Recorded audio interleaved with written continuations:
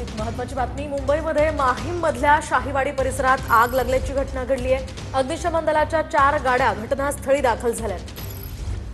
तर मुंबईतल्या माहीममधल्या शाहीवाडी परिसरात ही आग लागल्याची दृश्य आपण पाहतोय।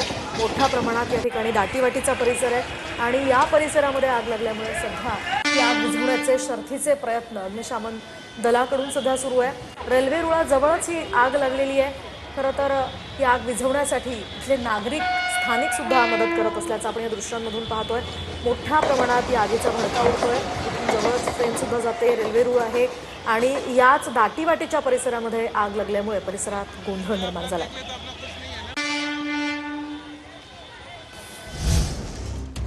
आणखी एक महत्त्वाची बातमी समोर येते। कुणीही आलं तरी आपला विजय रोखू शकत नाही असं एकनाथ शिंदे म्हणाले। पालघरमधल्या प्रचार सभेत एकनाथ शिंदेंनी विजयाचा हा विश्वास व्यक्त केलाय। कुणीही आलं तरी आपला विजय रोखू शकत नाही असं एकनाथ शिंदे म्हणाले। पालघर हा गणेश नाईकांचं ते पालकमंत्री आहे पालघरचे आणि आज पालघरमध्ये एकनाथ शिंदे यांचा दौरा आहे। आज साधारणतः 4 ते 5 सभा शिंदे या ठिकाणी घेणार आहेत। पहिल्या सभेमध्ये त्यांनी विजयाचा विश्वास व्यक्त केलाय। शिवसेना त्या ठिकाणी स्वबळावर लढणार आहे आणि आपला विजय पक्का आहे असं एकनाथ शिंदे इथे म्हणाले। मला खऱ्या अर्थाने मुलाबाळांच्या आयुष्यामध्ये चांगले दिवस आणायचे असतील, तुमच्या आयुष्यात चांगले दिवस आणायचे असतील तर इथे डेव्हलपमेंट शिवाय पर्याय नाही। तुम्ही एकदा ठरवलं की कोणीही आला तरी सुद्धा तो आपला विजय रोखू शकत नाही। आपला विजय पक्का आहे। फक्त सगळ्यांनी मिळून डोळ्यात तेल घालून आपल्याला काम करायचं, एवढंच मी आपल्याला सांगतो। कुठलाही पक्ष एवढा नीचपणा करणार नाही। भारतीय जनता पक्षाला मुळात संवेदनाच नाहीये। कुणाच्या मृत्यूचं राजकारण करायचं किंवा नाही करायचं, मला असं वाटतं ह्या संवेदनहीन वृत्तीचं प्रदर्शन आज जे कोण आलेले तिकडे त्यांनी जे घडवलं, पण त्यांच्याबद्दल मला एकेकाळी आदर होता। बरं, कोण कोणाला सांगते सुबुद्धी दे, दुर्बुद्धी दे, जे टेलिफोनवर अधिकाऱ्यांना आई बहिणीवरनं शिव्या देतात ते जगाला सुबुद्धी द्यायचे मार्ग शिकवणार, ही भारतीय जनता पक्षाची वृत्ती आहे का?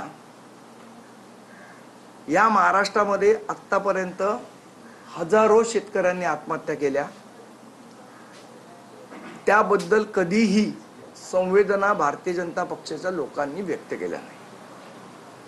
आत्ता जी अतिवृष्टी झाली त्याच्यानंतर ज्या पद्धतीने शेतकऱ्यांचं नुकसान झालं, त्यामुळे शेतकऱ्यांचा मृत्यू झाला, तेव्हा संवेदना व्यक्त करण्याचा कर्टसी पण भारतीय जनता पक्षाने दाखवली नाही।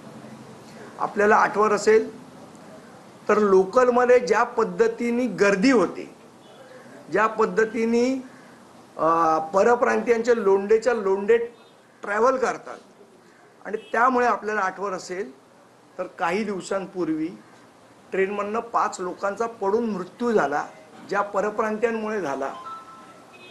त्यांच्याबद्दल यांना प्रेम जास्ती आहे।